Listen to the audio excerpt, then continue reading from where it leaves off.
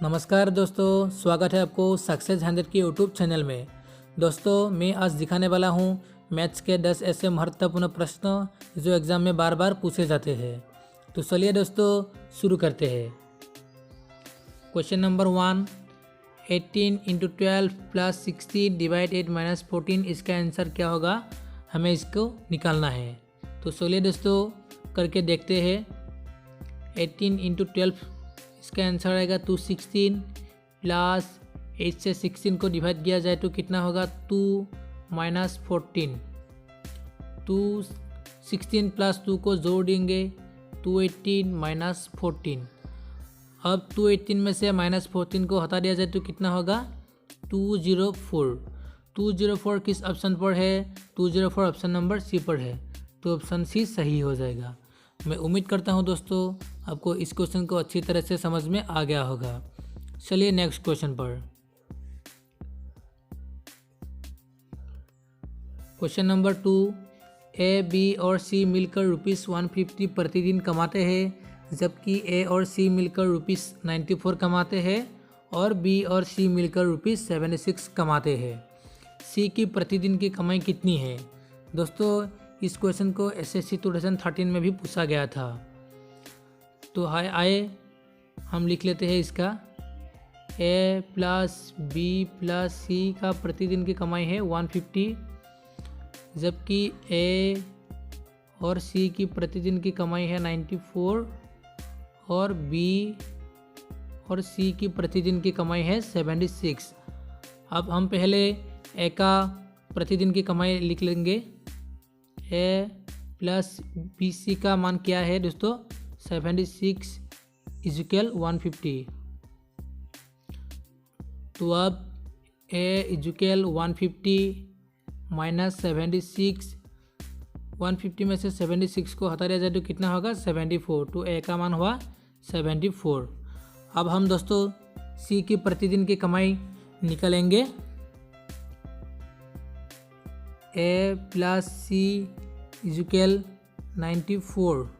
दोस्तों ए का प्रतिदिन की कमाई क्योंकि हमें मिल गया है 74, तो हम 74 लिख लेंगे पहले, प्लस सी इक्वल 94। तो सी इक्वल 94 माइनस 74। 94 में से 74 को हटा दिया जाए तो कितना होगा 20 होगा। तो सी इजुकल 20। तो 20 किस ऑप्शन पर है?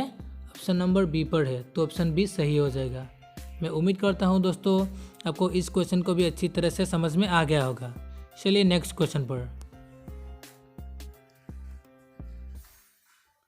क्वेश्चन नंबर 3, एक आदमी के पास कुछ मुर्गियां और कुछ गाय है। यदि सिरों की संख्या तथा पैरों की संख्या का अनुपात 12:35 हो तो मुर्गियों की संख्या ज्ञात कीजिए यदि केवल सिरों की संख्या 48 हो। तो चलिए दोस्तों इसको निकालते हैं। दोस्तों, इस क्वेश्चन को एसएससी 2012 में भी पूछा गया था। तो इसको हम पहले लिख लेते हैं। सिरों को संख्या को हम 12K में लिख लेंगे क्योंकि यहाँ पर बता दिया गया है पैरों की संख्या 35 और सिरों की संख्या 12 है। तो सिरों की संख्या 12K और पैरों की संख्या को 35K में हम लिख लेंगे। 35K। तो 12K इजुकल 48, क्योंकि सिरों की संख्या 48 बता दिया गया है इसलिए हम 48 को लिख लेते हैं। K equal 48 divided 12 equal 4। तो क्यों K का मान आया 4। उसके बाद पैरों की संख्या 35 इंटू 4 इजुकल 140।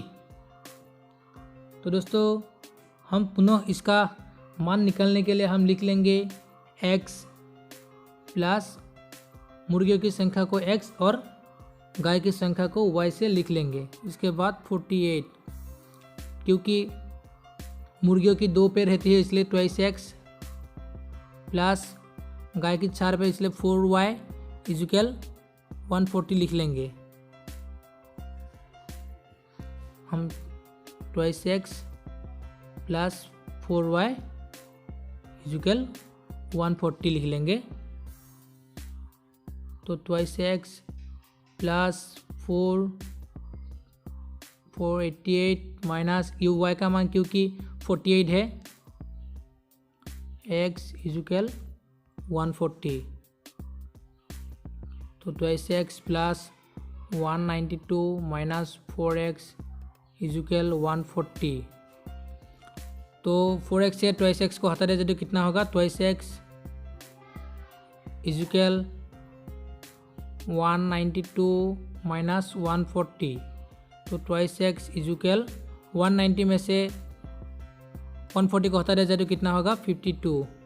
तो 2x इजुकल 52 को हम इस तरफ से लिख लेंगे, 52 टू इसका मान आएगा 26। तो 26 किस ऑप्शन पर है, 26 ऑप्शन नंबर बी पर है, तो ऑप्शन बी सही हो जाएगा। मैं उम्मीद करता हूं दोस्तों आपको इस क्वेश्चन को भी अच्छी तरह से समझ में आ गया होगा।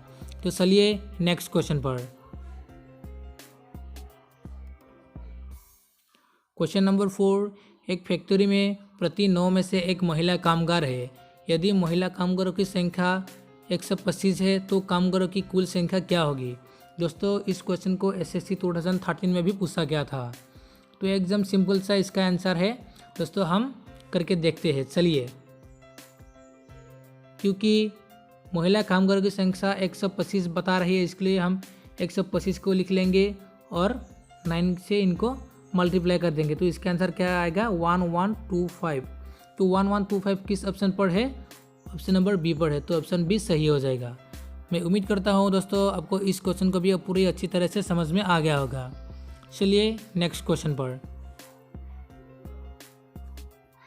क्वेश्चन नंबर 5, 28 का क्यूब का मान कितने हैं, हमें इसको निकालना है। दोस्तों हम अगर 28 और 28 से मल्टीप्लाई करेंगे तो इसका मान आएगा 784। तो 784 से हम 28 से फिर मल्टीप्लाई करेंगे तो इसका मान आएगा 21952। तो 21952 किस ऑप्शन पर है, 21952 ऑप्शन नंबर ए पर है, तो ऑप्शन ए सही हो जाएगा। मैं उम्मीद करता हूँ दोस्तों आपको इस क्वेश्चन को भी अच्छी तरह से समझ में आ गया होगा।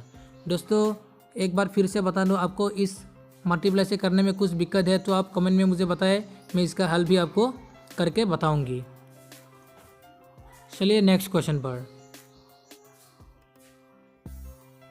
Question number 6, 272 whole square minus 128 whole square का वर्गमूल क्या है। दोस्तों हमें इसको निकालना है, तो चलिए करके देखते हैं। इसको निकालने के लिए हमें इसको रूट ओवर में लिखना पड़ेगा, तो रूट ओवर हम यूज़ करेंगे यहाँ पर। A square minus B square formula को इसमें अप्लाई करना पड़ेगा, जबकि ए प्लस बी और ए माइनस बी इसका फॉर्मूला है, ठीक है।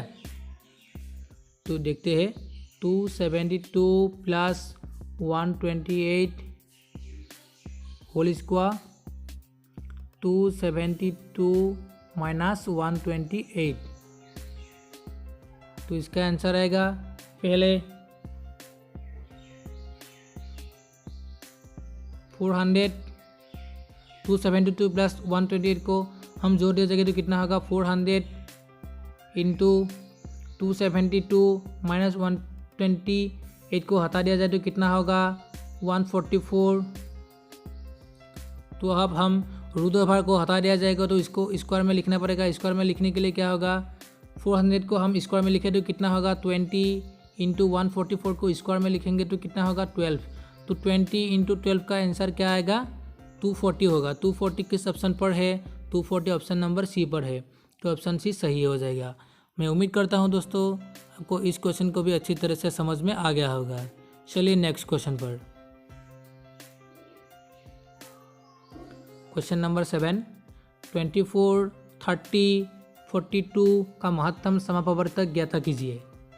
तो चलिए दोस्तों इसका हम महत्तम समापवर्तक निकाल लेते हैं, तभी उसका आंसर आएगा। 24 इक्वल 2 गुना 2 4, 4 गुना 2 8, 8 गुना 3 26।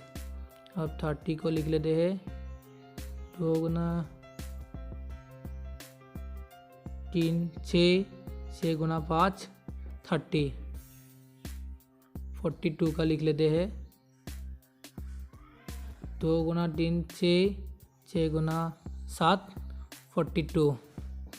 तो जब हम महत्तम समापवर्तक का सॉल्यूशन करेंगे तब हमको प्रत्येक में से एक एक निकालना है।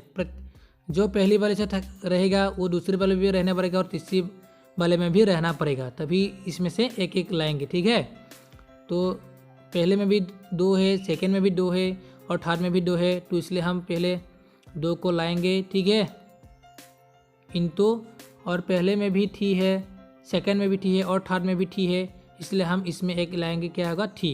2 इंटू, क्योंकि दोस्तों अब देखिए 7 पहले लास्ट में भी है, सेकंड में भी नहीं है, फर्स्ट में भी नहीं है, 2 ये नहीं आएगा। 5 भी सेकंड में है, फर्स्ट में नहीं है और लास्ट में नहीं, इसलिए नहीं आएगा। तो 2 इंटू 3 आएगा। 2 इंटू 3 का आंसर क्या आएगा? 6। तो 6 किस ऑप्शन पर है? 6 ऑप्शन नंबर ए पर है, तो ऑप्शन ए सही हो जाएगा। मैं उम्मीद करता हूँ दोस्तों आपको इस क्वेश्चन को भी अच्छी तरह से समझ में आ गया होगा। चलिए नेक्स्ट क्वेश्चन पर। 14, 36, 126 का लघुत्तम समापवर्तक ज्ञात कीजिए। दोस्तों इसके पहले क्वेश्चन में हम महत्तम समापवर्तक का आंसर निकला था, अब हम लघुत्तम समापवर्तक का आंसर करेंगे। ठीक है, उसके लिए हम पहले 14 को लिख लेना होगा। 2 गुना 2 4, 4 गुना 2 8, 8 गुना 5 40। तो उसके बाद 36 का लिख लेंगे। 2 गुना 2 4, 4 गुना 3 12, 12 गुना 3 36। तो 126 का भी लिख लेंगे। 2 गुना 3 6, 6 गुना 3 18, 18 गुना 7 126। तो दोस्तों हम जो 7 नंबर वाली का महत्तम समापवर्तक का आंसर क्या था, उसमें हम प्रत्येक 3 में से एक लिया था, लेकिन यहाँ पर हम प्रत्येक 3 में से 3 भी लेंगे। ठीक है, तो चलिए दोस्तों हम इसको अब करके दिखाते हैं। तो पहले में भी 2 है, सेकेंड में भी 2 है और थर्ड में भी 2 है, तो इसलिए हम कितना 2 हुआ? 2 3 हुआ, तो इसका हम 2 क्यूब लिख लेंगे। इंटू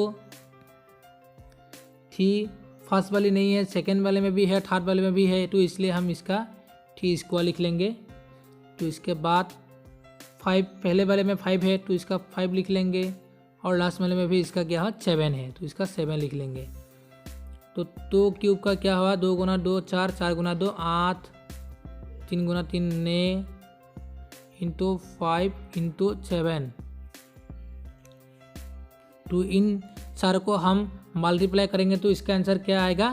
तो इसका आंसर आएगा 2520। 2520 किस ऑप्शन पर है? 2520 ऑप्शन नंबर ए पर है, तो ऑप्शन ए सही हो जाएगा। मैं उम्मीद करता हूं दोस्तों आपको इस क्वेश्चन को भी अच्छी तरह से समझ में आ गया होगा। चलिए नेक्स्ट क्वेश्चन पर। दोस्तों क्वेश्चन नंबर 9, 4 घंटियाँ 6, 8, 12 तथा 18 सेकंड के अंतर पर बजती है। यदि वह 12 बजे एक साथ बजती है तो बताए कि वह पुनः कितने सेकंड के बाद एक साथ बजेंगे। तो दोस्तों जब इस प्रकार का प्रश्न होगा तब हम इसका लघुत्तम समापवर्तक निकालते हैं। तो देखिए किस प्रकार से निकालते हैं। 6, 8, 12 और 18। पहले हम 2 से इसको डिवाइड करेंगे। 2 3 6, 2 4 8, 212, 2 9 18। उसके बाद फिर 2 से 3 उतर आएंगे। 2 2 4, 2 3 6, 9 उतर आएगी। उसके बाद 2 से 3 उतर आएंगे। 2 1 2 3 और 9 उतर आएगी। उसके बाद 3 से हम करेंगे 3 1 3, 1 को उतर आएंगे। 3 1 3 और 3 1 3 और उसके बाद 3 इंटू 3 9। उसके बाद फिर से हम 3 से करेंगे। 1 उतर आएंगे, 1 यहाँ पर भी उतर आएंगे और यहाँ पे भी उतर आएंगे और 3 1 3। ठीक है, तो अब कंप्लीट होगा। तो इसका कितना मान आया? 1 2 3, 2 क्यूब आया इंटू 3 स्क्वायर। 2 क्यूब का मान होगा 8 और 3 स्क्वायर का मान होगा 9। तो 8 इंटू 9 इसका मल्टीप्लाई क्या होगा? 72 सेकेंड। तो 72 सेकेंड किस ऑप्शन पर है? 72 सेकेंड ऑप्शन नंबर सी पर है, तो ऑप्शन सी सही हो जाएगा। मैं उम्मीद करता हूँ दोस्तों आपको इस क्वेश्चन को भी अच्छी तरह से समझ में आ गया होगा। चलिए नेक्स्ट क्वेश्चन पर, और आज के लिए लास्ट क्वेश्चन है। क्वेश्चन नंबर 10, ए और बी की औसत आय ₹200 है और सी एंड डी की औसत आय ₹250 है। ए बी सी और डी की औसत आय कितनी है? एकदम सिंपल सी इसका सोल्यूशन है दोस्तों, हम इसको करके देखते हैं। दोस्तों इस क्वेश्चन को एसएससी 2015 में भी पूछा गया था, तो चलिए इसका हल निकालते हैं। ए और बी की औसत आय क्या बोला गया है? 200, 200 इंटू 2, 400। और सी एन डी की औसत आय क्या बोला गया है? सी एन डी की औसत आय बताया गया है 250, 250 इंटू 2, 500। तो 400 और 500 को हम जोड़ देंगे तो कितना होगा? 900। ए बी सी डी कितने आदमी हैं? 4 आदमी हैं। इसको हम 4 से डिवाइड करेंगे तो इसका आंसर क्या आएगा? इसका आंसर आएगा 225, 225 इसका आंसर आएगा। 225 किस ऑप्शन पर है? 225 ऑप्शन नंबर डी पर है, तो ऑप्शन डी सही हो जाएगा। मैं उम्मीद करता हूं दोस्तों आपको इस क्वेश्चन को भी अच्छी तरह से समझ में आ गया होगा। अगर वीडियो को अच्छा लगे तो लाइक और शेयर करना और चैनल को सब्सक्राइब करना बिल्कुल मत भूलिए। Thank you.